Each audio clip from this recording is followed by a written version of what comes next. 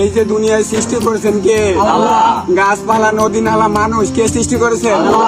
এই গাছ কার? আল্লাহ। আমরা কি কারোটা চুরি করে খাইতেছি? কাটা খাইতেছি? কারো আমরা দোষ দিতে পারবো কেউ? যদি কেউ জিজ্ঞাসা কাটা খাইছি? হ্যাঁ, আল্লাহ।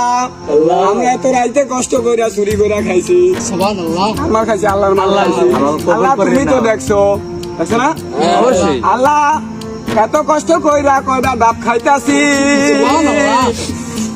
তুমি ভুল বুঝো না।